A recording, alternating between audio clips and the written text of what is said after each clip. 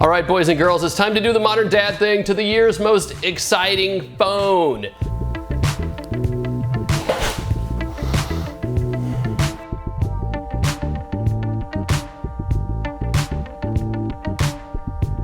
So the iPhone 8, it's like the iPhone 7, just a little better. It still works the same, and it still looks the same whether you've got a baby iPhone 8 or went up to the Plus like I did this year.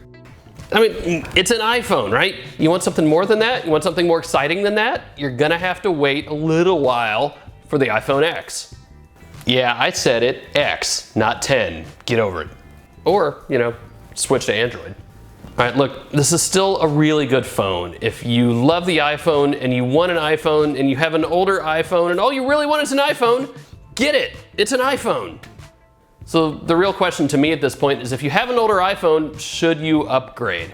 If you've got an iPhone 5 or older, I would start to look at upgrading. I get that it's a lot of money, but the 5 is where I'm drawing the line. 5 or older, take a look at the 8. Okay, maybe an iPhone 6 if you just can't wait any longer. But if you're going from a 7, there's not gonna be that big a difference. Frankly, it's an old and tired design, and it's time for it to end. And fortunately, it's gonna. But Phil, what about the A700X Bionic chip? It's the fastest in the world. Oh yeah, at what? At on-paper benchmarks? Look, that's mathematical masturbation, that's all it is. Now in the real world where the rest of us live, you're still subject to the operating system itself. It can only do things so fast, and it does that by design. So simply saying it's the world's fastest chip, that means that's marketing nonsense. It doesn't mean it doesn't work great, it does. It's just not monumentally faster at any one thing. Well, but Phil, what about the new camera and portrait mode? And look, the camera is great. It's still easily, I think, in the top 3 smartphone cameras that you can get.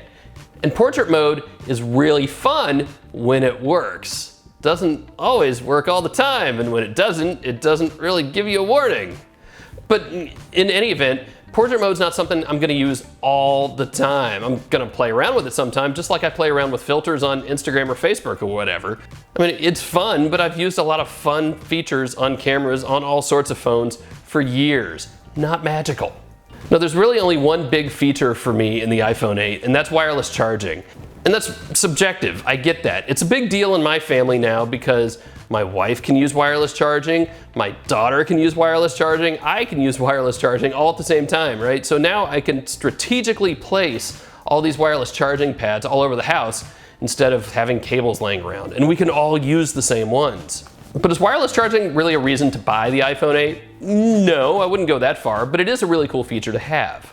Now, the real reason I would buy the iPhone is if you just love the iPhone, if you love the software, if you love the thick bezels and the home button and just the chunky body, then get it. Now, to be clear, that chunky body is going away at some point too with the iPhone X, and good riddance. So for now, if this is what you love, it's what you're gonna have to get. And again, have an iPhone 5 or older that it's time to get rid of, and you still want to stay with a normal sort of iPhone, iPhone 8 is gonna be awesome for you.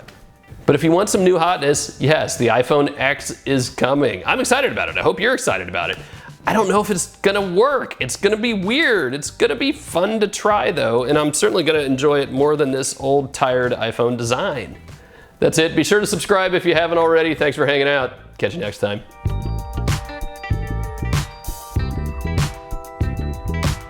Oh, Phil still hates the iPhone.